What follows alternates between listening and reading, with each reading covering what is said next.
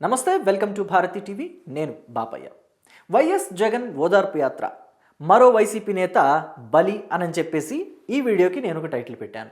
అసలు వైఎస్ఆర్ కాంగ్రెస్ పార్టీ అధినేత మాజీ ముఖ్యమంత్రి వైఎస్ జగన్మోహన్ రెడ్డి ఓదార్పు యాత్ర ఎందుకు చేపట్టారు, ఎవరి కోసం చేపట్టారు, ఎక్కడి నుంచి ఎక్కడికి వెళ్ళారు ఓదార్పు యాత్ర కోసం, అలాగే ఈ ఓదార్పు యాత్ర టైంలో బలైన ఆ వైసీపీ నేత ఎవరు అని చెప్పేసి మీకు పూర్తి డీటెయిల్స్ నేను ఈ వీడియో ద్వారా తెలియజేస్తాను.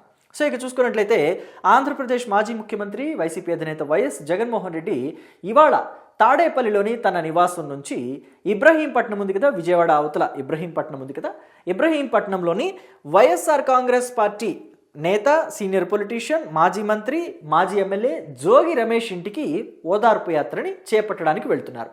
ఓదార్చడానికి, ఆ కుటుంబాన్ని పరామర్శించి ఓదార్చడానికి జగన్మోహన్ రెడ్డి ఇబ్రహీంపట్నం వెళ్తున్నారు. అసలు ఎందుకు జగన్మోహన్ రెడ్డి ఇబ్రహీంపట్నం వెళ్తున్నారు అనంటే గనక, మాజీ మంత్రి, మాజీ ఎమ్మెల్యే జోగి రమేష్ ప్రస్తుతం ఆంధ్రప్రదేశ్ ఐటీ విద్యాశాఖల మంత్రి నారా లోకేష్ మీద, ఆంధ్రప్రదేశ్ ముఖ్యమంత్రి నారా చంద్రబాబు నాయుడు మీద అనుచిత వ్యాఖ్యలు చేశారు. అనుచిత వ్యాఖ్యలు చేయడం వల్ల తెలుగుదేశం పార్టీ కార్యకర్తలు ఆయన ఇంటి దగ్గర నిరసన తెలియజేయడానికి వెళ్ళారు. వెళ్ళిన క్రమంలో కొంతమంది ఆయన ఇంటి మీద రాళ్లు రువ్వారు, ఆయన ఇంటి ముందు ఉన్న ఫ్లెక్సీలన్నీ కూడా చించేశారు.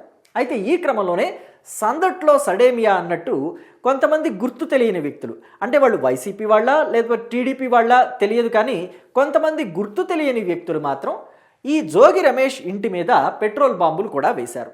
వేసిన క్రమంలో కొంత ఇల్లు కూడా ఆయన బాల్కనీ, ఆయన ఇంటికి బాల్కనీ ఉంటుంది కదా, ఆ బాల్కనీలో కూడా కొంత డ్యామేజ్ అయింది. సో మొత్తం మీద ఈ పెట్రోల్ బాంబులు వేసి ఆయన ఇంటి మీద డ్యామేజ్ చేసినందుకు, ఆయన ఇంటి మీద రాళ్లు వేసినందుకు, నిరసన తెలియజేసినందుకు గాను వైఎస్ జగన్మోహన్ రెడ్డి ఓదార్పు యాత్ర చేపట్టడానికి, అలాగే పరామర్శించడానికి జోగి రమేష్ ఇంటికి ఇవాళ వస్తున్నారు. ఈ యాత్ర ఇవాళ ఉదయం, అంటే ఈరోజు 6వ తారీఖు కదా, ఫిబ్రవరి 6వ తారీఖు కదా, 6వ తారీఖు ఉదయం 11 గంటలకే తాడేపల్లి నివాసం నుంచి స్టార్ట్ అయింది. కానీ మొత్తం మీద గట్టిగా చూస్తే తాడేపల్లి నుంచి ఇబ్రహీంపట్నం వెళ్ళడానికి సుమారు అరగంట పడుతుంది అంతే. మహా ఇంకో కొంచెం ఆలస్యంగా వెళితే, నిదానంగా నింపాదిగా స్లోగా వెళితే ఇంకొక 10 to 15 మినిట్స్ ఎక్స్ట్రా పట్టొచ్చు. మొత్తం మీద 45 మినిట్స్. మధ్యలో ఎక్కడైనా ట్రాఫిక్ జామ్ అయిందనుకుంటే ఇంకొక 5 to 10 మినిట్స్ ఎక్స్ట్రా వేసుకున్న 1 అవర్లో వెళ్ళిపోవచ్చు. 1 అవర్ ట్రాఫిక్ జామ్ అయిందనుకున్నా కూడా, విజయవాడ పరిసర ప్రాంతాల్లో ట్రాఫిక్ జామ్ ఏ స్థాయిలో ఉంటుందో అందరికీ తెలిసిందే కాబట్టి మ్యాక్సిమం 1 అవర్లో వెళ్ళిపోవచ్చు. కానీ జగన్మోహన్ రెడ్డి ఉదయం 11 గంటలకు మొదలు పెడితే సాయంత్రానికి చేరుకుంటారేమో అని అనిపిస్తుంది. నేను ఇప్పుడు వీడియో చేసే టైం 6:05 అయింది, 6 గంటల 5 నిమిషాలు. ఈ టైంకి ఇంకా చేరారా లేదా అన్న విషయం నాకైతే ఐడియా లేదు. సో మీలో ఎవరికైనా తెలుసుంటే కనుక కమెంట్ బాక్స్లో చెప్పండి, ఈ టైంకి అయిందా లేదా, ఆయన ఇంటికి చేరుకున్నారా లేదా, ఇబ్రహీంపట్నంలో జోగి రమేష్ ఇంటికి చేరుకున్నారా లేదా అని చెప్పండి. సో అయితే ఈ క్రమంలో జగన్మోహన్ రెడ్డి ఏ స్థాయిలో బల ప్రదర్శన చేస్తున్నారనేది మీరు చూడొచ్చు. ఎక్కడెక్కడి నుంచో కూడా కార్యకర్తల్ని, అభిమానుల్ని, అందరినీ కూడా, సామాన్య ప్రజల్ని కూడా, ఎవరైతే ఖాళీగా ఉండే వాళ్ళు ఉంటారో ఇళ్ల దగ్గర, వాళ్ళందరినీ కూడా జన సమీకరణ చేస్తున్నారని చెప్పేసి ప్రస్తుతం టాక్ నడుస్తుంది. ప్రధాన కూడళ్ళు అంటే ఇబ్రహీంపట్నం దగ్గరికి రావడానికి తాడేపల్లి నుంచి ఎన్ని ప్రధాన కూడళ్ళు ఉంటాయి అనేది మీరు లెక్కేసుకుంటే కనుక ప్రతి ప్రధాన కూడలి దగ్గర కూడా ఇలా భారీ స్థాయిలో జన సమీకరణని చేసే బాధ్యత ఆల్రెడీ నాయకులకు అప్పగించేశారట. అందుకనే వాహనాల్లోనూ, డీసీఎంల్లోనూ, లేకపోతే ఆటోల్లోనూ, ట్రక్ ఆటోల్లోనూ, లేకపోతే చిన్న చిన్న లారీలు ఉంటాయి కదా, వాటిల్లోనూ జనాన్ని విపరీతంగా తీసుకొచ్చేసి, కొంతమందికి బైకులు, ఓన్ వెహికల్స్ ఉండేవాళ్ళు వాళ్ళు వచ్చేశారు.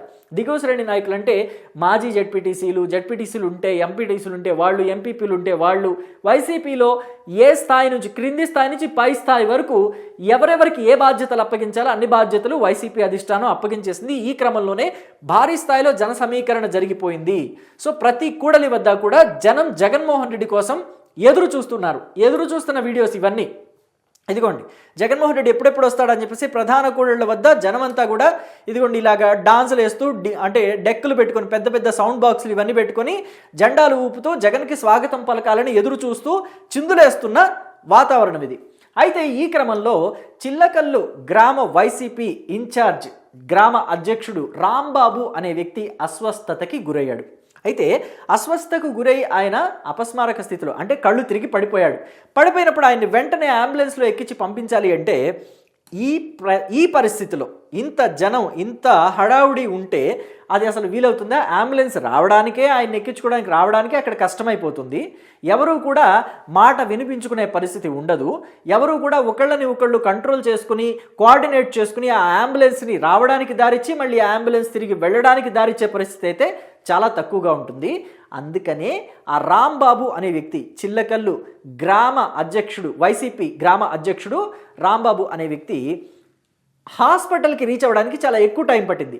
ఈలోపు అతను చనిపోవడం కూడా జరిగింది. దగ్గరలోని పిహెచ్సికి తీసుకెళ్ళినప్పుడు, అంటే ఫస్ట్ ఎయిడ్ కోసం మొదట పిహెచ్సికి తీసుకెళ్లారు, ప్రైమరీ హెల్త్ కేర్ సెంటర్కి.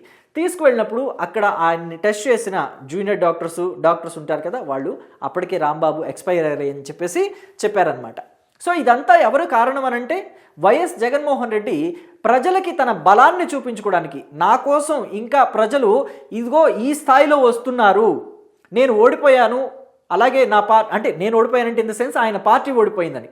వైఎస్ఆర్ కాంగ్రెస్ పార్టీ కేవలం 11 సీట్లకే పరిమితమైంది, ఘోరమైన ఓటమి వచ్చింది.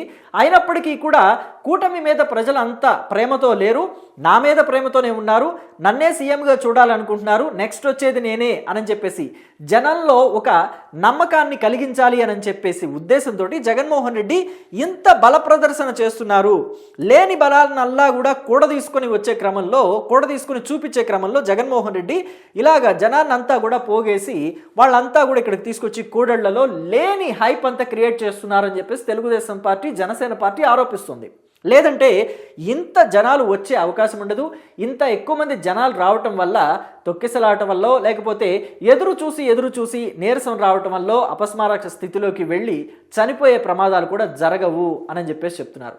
అయినా ఇలాగా ముందే వస్తారు అంటే ఇవాళ టూర్ సంగతి వైఎస్ఆర్ కాంగ్రెస్ పార్టీలో వచ్చిన ఇన్ఫర్మేషన్ ఏంటంటే, ఇంటర్నల్గా వచ్చిన ఇన్ఫర్మేషన్ ఏంటంటే, మొన్న అంబటి రాంబాబు ఇంటికి వెళ్ళి పరామర్శించడానికి సాయంత్రం వరకు టైం పట్టింది. కానీ ఇవాళ ఇబ్రహీంపట్నం టూర్ అలా ఉండదు. జోగి రమేష్ ఇంటికి వెళ్ళటం అనేది జగన్మోహన్ రెడ్డి మధ్యాహ్నానికల్లా చేరుకుంటారు. ఉదయం 11 గంటలకు 10 గంటలకు స్టార్ట్ అయితే మధ్యాహ్నం 3 గంటలు 3:30 గంటలకల్లా రీచ్ అయిపోతారు. అయిపోతుంది అసలు మధ్యాహ్నానికి మొత్తం ఆ టూర్ అంతా, ఆ ప్రోగ్రామ్ అంతా అయిపోతుందని చెప్పేసి ముందుగా అనౌన్స్ చేశారు. కానీ ఇక్కడ జగన్మోహన్ రెడ్డి కోసం జనమంతా కూడా వేచి ఉండేలాగా, అంటే ఒకసారి జగన్మోహన్ రెడ్డి వస్తున్నారని తెలిసిందనుకోండి, జనం వచ్చి వెయిట్ చేస్తూ ఉంటారు జగన్కి స్వాగతం పలకాలను. కొంతమంది అభిమానులు అయితే, అంటే హార్డ్ కోర్ ఫ్యాన్స్ ఉంటారు కదా, జగన్మోహన్ రెడ్డికి హార్డ్ కోర్ ఫ్యాన్స్ లేరు అని చెప్పడం మాత్రం పచ్చాబద్ధం. జగన్మోహన్ రెడ్డికి ఉంటారు, చంద్రబాబుకు ఉంటారు, పవన్ కళ్యాణ్కి ఉంటారు, లోకేష్కి ఉంటారు, అలాగే జగన్కు కూడా ఉంటారు. కాబట్టి ఆయన్ని చూడాలి అని చెప్పి వెయిట్ చేసేవాళ్ళు ఉంటారు. అయితే వచ్చి వెళ్ళిపోయాడు అనుకోండి, ఇంకా కొంతమంది రావాల్సిన వాళ్ళు, లేకపోతే వెళదాం అని చెప్పేసి బయలుదేరిన వాళ్ళు వెనక్కి వెళ్ళిపోతారు. అదే వస్తున్నాడట ఇంకా రాలేదట అంటే ఇంకా కొంతమంది కొత్త వాళ్ళు కూడా రావడానికి వెళ్తారు. సో అప్పుడు ఎక్కువ జనం కనిపించే పరిస్థితి ఏర్పడుతుంది. సో జనం ఎక్కువ మంది వస్తే బల ప్రదర్శన బాగా ఉంటుంది, చాలా బలం ఉంది ఆ పార్టీకి, ప్రజల్లో ఆదరణ పెరిగింది అని చెప్పేసి మీడియా అనుకునే ఛాన్స్ ఉంటుంది, అటు ప్రజలు కూడా భావించే ఛాన్స్ ఉంటుంది. సో అందుకనే జగన్మోహన్ రెడ్డి ఎక్కడికక్కడ ప్రధాన కూడళ్లలో బల ప్రదర్శన చేస్తూ వెళుతున్నారు అని చెప్పేసి ప్రస్తుతం మీడియాలోనూ అలాగే అటు పొలిటికల్ అనలిస్టులు కూడా మాట్లాడుకుంటున్న సందర్భం ఉంది. మొత్తం మీద చూస్తే జగన్మోహన్ రెడ్డి బయటకు వెళ్ళినప్పుడు, ఇదిగోండి నేను చెప్పాను కదా, చిల్లకల్లు వైఎస్ఆర్ కాంగ్రెస్ పార్టీ గ్రామ అధ్యక్షుడు అని చెప్పేసి రాంబాబు అని చెప్పేసి ఆయన. సో ప్రస్తుతం ఆయన చనిపోవడం వల్ల ఆయన కుటుంబం నిజంగా శోక సముద్రంలో మునిగిపోయిందని చెప్పాలి. అయితే జగన్మోహన్ రెడ్డి ఇలా ఓదార్పు యాత్రలో లేకపోతే పరామర్శ యాత్రలో చేపడుతున్నప్పుడు ఎవరో ఒకరు చనిపోవడమా లేకపోతే ఏదైనా ప్రమాదాలు జరగడం అనేది పరిపాటిగానే వస్తూ ఉంది. గతంలో చూస్తే సింగయ్య అని చెప్పేసి ఒక వ్యక్తి జగన్మోహన్ రెడ్డి కాన్వాయ్ కిందే పడి నలిగిపోయి చనిపోయాడు. అయితే ఆ క్రమంలో దాన్ని కూడా తెలుగుదేశం పార్టీ మీదకి, అలాగే అధికార పార్టీలు అంటే జనసేన, అటు తెలుగుదేశం, ఇటు భారతీయ జనతా పార్టీల మీదకి, మొత్తం మీద కూటమి మీదకి నెట్టాలని చెప్పేసి వైఎస్ఆర్ కాంగ్రెస్ పార్టీ ప్రయత్నం చేసింది. అటు సింగయ్య కుటుంబ సభ్యులు ఎవరైతే ఉన్నారో వాళ్ళతోటి నెక్స్ట్ డే మీడియాతో మాట్లాడిస్తూ, మా సింగయ్య హాస్పిటల్కి తీసుకువెళ్లే క్రమంలో అంబులెన్స్లో తీసుకువెళ్లే క్రమంలో ఆయన మీద అంబులెన్స్లోనే ఏదో కుట్ర జరిగింది అని మాకు అనుమానాలు ఉన్నాయి అని చెప్పేసి ఆ ఫ్యామిలీతోనే చెప్పించారు. అసలు అక్కడికి అంబులెన్స్ రావటం, ఈ క్రౌడ్ అంతా ఉండటం వల్ల అక్కడికి అంబులెన్స్ రావడానికే చాలా సమయం పట్టింది. ఆయన్ని అంబులెన్స్ వచ్చిన తర్వాత వెంటనే హాస్పిటల్కి తీసుకెళ్లారు. ఆలోపే జరగవలసిన ఉపద్రవం జరిగిపోయింది. సో ఇంతమంది క్రౌడ్ ఉన్నప్పుడు అంబులెన్స్ రావడానికి ఎంత కష్టమైపోతుంది అనేది మీ ఊహకే నేను వదిలేస్తున్నా. ఒకళ్ళ మధ్య ఒకళ్ళకి కోఆర్డినేషన్ ఉంటేనే ట్రాఫిక్లోనే అంబులెన్స్ ట్రాఫిక్ని ఛేదించుకుని బయటకు వెళ్ళడానికి చాలా సమయం పడుతుంది. ట్రాఫిక్లో ఉన్నా కానీ అంబులెన్స్కి సైడ్ ఇచ్చేవాళ్ళు ఇస్తూ ఉంటారు, కొంతమంది అడ్డు పెట్టేవాళ్ళు కూడా ఉంటారు. దానివల్ల కొంతమంది గతంలో కేసులు ఎలా ఎదుర్కొన్నారో కూడా మనం చూసాం, అది వేరే విషయం. కానీ టౌన్లో ట్రాఫిక్లో కూడా అంబులెన్స్ రావడానికి బయటికి రావడానికి ట్రాఫిక్ని ఛేదించుకోవడానికి బయటికి రావడానికి ఎంత కష్టమవుతుందో, మరి ఇలాంటి ప్రదేశంలో అంటే ఒకరికొకరికి కోఆర్డినేషన్ ఉండని ప్రదేశంలో అంబులెన్స్లు వెళ్ళాలన్నా రావాలన్నా ఎంత కష్టమో మీరు ఆలోచించండి. మరి ఇలాంటి బల ప్రదర్శనలు, లేని బలాన్ని కూడా తీసుకొని జనానికి అందరికీ నేను ఇంత బలంగా ఉన్నాను, వైఎస్ఆర్ కాంగ్రెస్ పార్టీ ఇంత బలంగా ఉందని చూపించడం అంత అవసరమా? ప్రజల మీదకి సొంత వైసీపీ కార్యకర్తలు లేదా నాయకుల ప్రాణాల మీదకి తీసుకురావడం, తెచ్చేయడం అంత అవసరమని మీరు భావిస్తున్నారా? మీ అభిప్రాయాన్ని కమెంట్ బాక్స్లో తెలియచేయండి. Thank you.